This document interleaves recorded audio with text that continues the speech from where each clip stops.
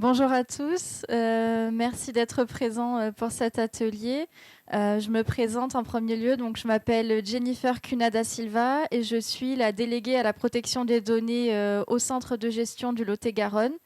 Je vais laisser mon collègue se présenter à son tour. Bonjour, Jérôme Martignago, donc je suis aussi au centre de gestion. Je suis technicien SSI et RSSI du centre de gestion, donc je travaille sur tous les sujets de cybersécurité, de protection. Voilà, donc nous sommes présents ce matin pour vous présenter un atelier concernant la cybersécurité et la protection des données à caractère personnel et notamment les enjeux que ça peut avoir auprès de nos collectivités territoriales et de nos établissements publics.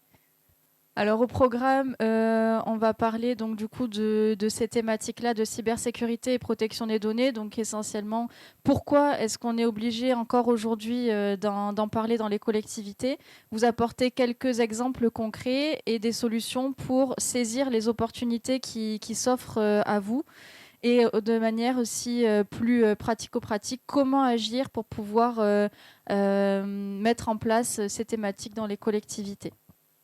Donc, la première question qu'on souhaitait vous poser en termes de protection des données et de cybersécurité, c'est est-ce que selon vous, ces thématiques-là sont essentiellement des sujets techniques ou peuvent être vus plutôt comme des sujets politiques? Donc, je suis certaine que si on faisait un vote à main levée, donc là, certainement que vous alliez lever la main pour les deux parce que ça paraît évident. Mais effectivement, ce que je constate en tout cas, et je pense, Jérôme, c'est la même chose sur les territoires, c'est que quand on appelle les collectivités, quand on essaie de réaliser des démarches en lien avec la cybersécurité ou la protection des données, souvent les réponses auxquelles on est confronté, c'est ce n'est pas une action qui est prioritaire pour la collectivité. Et on se trouve souvent confronté à ce manque de connaissances, de considération de ces thématiques dans les collectivités territoriales et beaucoup de ce manque de connaissances qui est dû à l'image assez négative que ça peut renvoyer, la notion de contrainte qui est liée à la cybersécurité, la protection des données, qui est forcément un préjugé qui n'est pas la réalité. Donc on pourrait croire que ce sont des sujets essentiellement techniques et quasiment que du technique en parlant de cloisonnement des données, de chiffrement, de termes, de sigles qu'on ne maîtrise pas.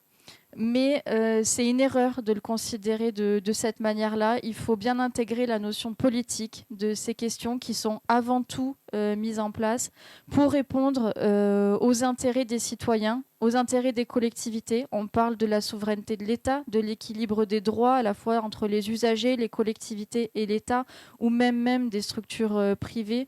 Aujourd'hui, voilà, on parle beaucoup de Google, d'Apple, etc., enfin de Microsoft, des grosses structures qui vont intervenir dans ces notions de cybersécurité, de protection des données. Et donc là, c'est le rôle des collectivités, notamment des élus plus particulièrement, de prendre en main ces thématiques-là, de s'y intéresser et de les déployer dans nos collectivités territoriales pour assurer la protection des droits des usagers avant tout et cette souveraineté qui est importante aujourd'hui et qui prend de plus en plus d'ampleur. Je ne sais pas, Jérôme, si tu veux rajouter peut-être un complément. Oui, sur la partie technique et la partie politique, comme disait Jennifer, souvent la réponse qui nous est apportée lorsqu'on vient parler de cybersécurité, surtout nous les techniciens, ou on vient parler aux élus, souvent la réponse qui nous est apportée, c'est moi je suis trop petit, j'intéresse pas les cybercriminels. Je suis pas une cible. En fait, effectivement, vous n'êtes pas une cible, mais par contre, vous êtes tout le monde, toutes les collectivités, peu importe la taille, est une victime potentielle. C'est-à-dire, vous n'allez pas être ciblé parce que vous êtes l'agglomération d'Agen. C'est pas parce que c'était l'agglomération d'Agen qu'ils ont été harponnés l'année dernière. C'est pas, ils n'étaient pas une cible. Ils étaient juste une victime parce qu'à un moment ou un autre, il y avait une faille dans leur système de sécurité qui a fait que. Donc, la taille de la collectivité n'est pas un élément de protection.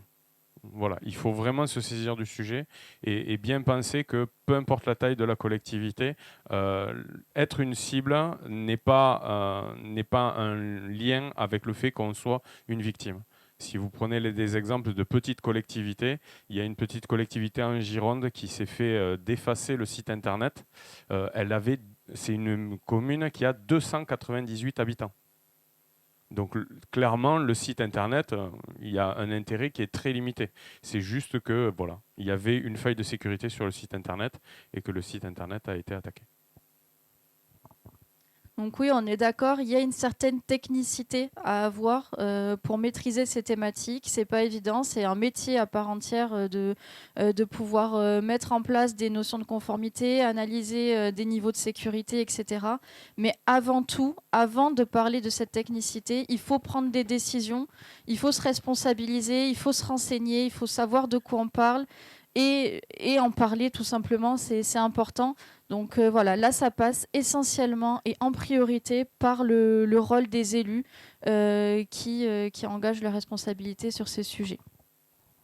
Donc pour parler d'exemples concrets peut-être qui vont parler à certains d'entre vous, donc là ce sont simplement des toutes petites touches, mais il faut savoir que la cybersécurité et la protection des données, ça touche à tous les domaines d'une collectivité territoriale, ça touche à tous les services, donc c'est pas une seule petite mission, c'est un tout petit exemple, mais derrière il y a un monde qui est très vaste et donc là on est là simplement pour illustrer et peut-être faire du sens et du lien avec ce que vous traitez au quotidien dans vos structures.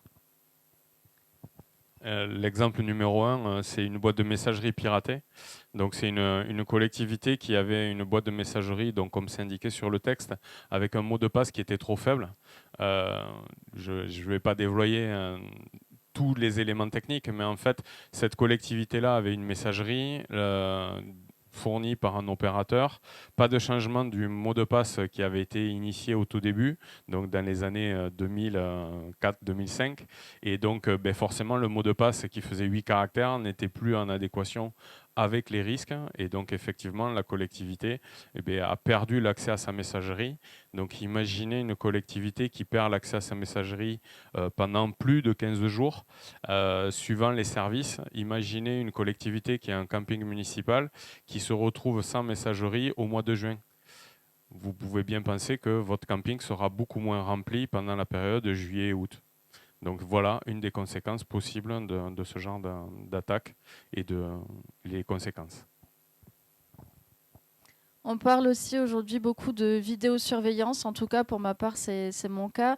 Donc j'anime notamment au centre de gestion le service délégué à la protection des données. Mon rôle c'est d'accompagner les collectivités en termes de protection des données. Et aujourd'hui la vidéosurveillance c'est un des sujets qui revient le plus souvent, qui m'est le plus souvent questionné. Donc on veut mettre en place de la vidéosurveillance pour contrôler les accès par exemple à une déchetterie.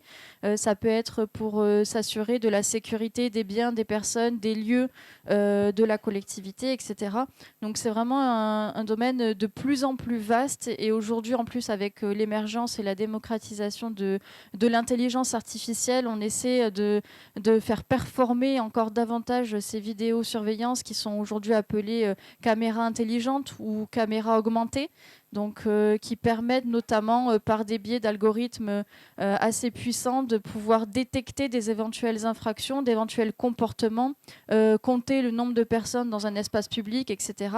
Et donc ça, ce sont des sujets qui sont aujourd'hui encore assez flous en termes de juridique. On a reçu très récemment, donc c'était en juillet 2025, de la part de la Commission nationale de l'informatique et des libertés, qui est un petit peu le gendarme du RGPD finalement, l'autorité de contrôle. On a reçu des lignes de conduite par rapport à la gestion de ces vidéosurveillances et elle rappelle notamment très précisément dans ce courrier que l'usage des caméras augmentées doit être strictement encadré et dans la plupart des cas est même considéré comme étant illicite. Donc c'est important de rappeler ce cadre-là, d'être présent pour les collectivités pour éviter qu'elles sortent de ce cadre juridique et qu'elles se mettent en position de risque juridique qui pourrait entraîner à terme des sanctions importantes, que ce soit en termes d'amende financière, mais également aussi au niveau de l'image de la collectivité et de la perte de confiance des usagers. Donc ça, c'est simplement une toute petite thématique, mais comme je le disais au départ, ça touche à de nombreux services pour lesquels on n'a pas forcément connaissance du cadre réglementaire aujourd'hui applicable. On a encore des zones qui peuvent être assez floues, donc c'est important d'être accompagné sur ces sujets-là et encore une fois de se sensibiliser pour mieux comprendre les limites de ces fonctionnalités. Donc là, l'important, c'est de pouvoir savoir saisir les opportunités qui s'offrent aux collectivités, donc qui s'offrent à vous, notamment en termes de confiance. Donc là, je vais parler essentiellement du centre de gestion parce qu'on est là aussi pour ça. Le centre de gestion, c'est un acteur, un tiers de confiance qui est présent pour accompagner les collectivités territoriales dans la mise en place de leurs actions. Donc là, notamment en termes de cybersécurité et de protection des données personnelles. Et donc nous, on est présent vraiment pour... on connaît le territoire et on est présent pour déployer ces actions-là de manière très concrète et adaptée aux besoins des collectivités en fonction de leur taille, en fonction de leur fonctionnement, en fonction de leur domaine d'expertise. On sait qu'aujourd'hui, il y a beaucoup d'établissements qui ont des particularités en termes de gestion de l'énergie, gestion de l'eau, qui le SDIS aussi, 47, qui intervient sur une thématique bien plus spécifique. Et donc, nous, on est là pour s'adapter à ces profils-là, à ces collectivités, et de pouvoir leur apporter toute l'expertise dont on a, dont on a mis en place aujourd'hui au cours de ces années d'expérience. L'intérêt aussi pour nous, c'est que comme on mutualise et qu'on intervient sur toutes les collectivités, quand une collectivité se pose une question, il y a quand même de fortes chances qu'elle ne soit pas la première. Souvent, elle arrive, la question s'est déjà posée pour une autre collectivité, et à partir du moment où cette question-là nous a déjà été posée, on a déjà fait une partie du travail, et ça nous permet de répondre plus rapidement, et surtout derrière d'avoir l'expertise. C'est-à-dire dire à une collectivité, attendez, il ne faut pas aller sur ce sujet-là, ou il faut y aller, mais il faut y aller d'une certaine façon, euh, justement pour éviter les écueils derrière qu'il pourrait y avoir, notamment en termes de confiance envers les solutions, de gouvernance, parce que c'est bien d'avoir quelque chose en place, mais il faut savoir le gérer derrière et savoir où aller et où ne pas aller pour justement garder ça et garder une attractivité vis-à-vis des solutions. Donc à terme, les collectivités peuvent s'appuyer sur le centre de gestion pour les accompagner dans ces thématiques-là. Mais l'objectif final, c'est surtout de garantir la confiance de la collectivité envers ses usagers, envers ses agents et les élus qui l'accompagnent. On va parler également de gouvernance parce que, comme je l'ai dit également, la cybersécurité et la protection des données, ça touche à énormément de domaines. C'est un domaine aussi d'expertise qui fait appel à des notions qui peuvent être techniques. Et donc là, notre rôle, c'est de pouvoir avoir une intervention pluridisciplinaire avec une vision assez large de toutes les missions qui sont exercées dans les collectivités et mettre à disposition donc un travail d'équipe, hein, parce que nous, on travaille en équipe, moi notamment sur la protection des données, essentiellement avec la cybersécurité, mais également sur la partie ressources humaines, juridiques, au niveau de l'archivage, etc. Donc là, c'est important aussi de déployer ces actions. Et enfin, en termes d'attractivité également, parce que forcément, de mettre en place ces actions, ça va générer un effet de groupe, de mutualisation, ça va fédérer, rassembler. Et donc là, c'est important aussi, plus on est nombreux, plus on a du poids, plus on va aller loin dans les actions et plus on sera efficace. Donc comment agir? Donc là, c'est pas un plan d'action, voilà, qui se met en place comme ça. Ça fait vraiment partie là de notre expérience, de notre expertise qu'on met à disposition. Mais donc en premier lieu, c'est la mutualisation, qui, on l'a vu, est une réelle opportunité aujourd'hui dans ces thématiques-là, de pouvoir mettre à profit toutes les compétences, encore une fois, l'expertise et la qualité du travail à profit des collectivités. Ensuite, pardon, Jérôme, tu veux rajouter quelque chose? Oui, sur la partie mutualisation. Aujourd'hui, dans une collectivité, peu importe la taille, une petite mairie, il y a énormément de compétences à avoir. Aujourd'hui, le métier de secrétaire de mairie est très, très complexe. Elles doivent être en capacité de faire de la gestion, de la compta, de la paye, de l'urbanisme. Si en plus on leur demande d'être des experts en gestion des données et en plus en cybersécurité, je pense que ça fait beaucoup de choses sur les épaules d'une seule et même personne. Donc justement, la mutualisation au travers de nos actions et du CDG permet justement d'aider les collectivités. On a plein d'exemples à donner, on en parlera peut-être à la fin lors des questions-réponses, où justement le fait de ne pas avoir, c'est le thème d'après, de ne pas avoir parlé n'a pas permis de mutualiser et ça engendre d'autres problèmes derrière. Donc la deuxième action est celle qui me semble la plus importante, il me semble, c'est vraiment d'en parler, de ne pas se cacher derrière ces sujets-là, de ne pas faire l'autruche.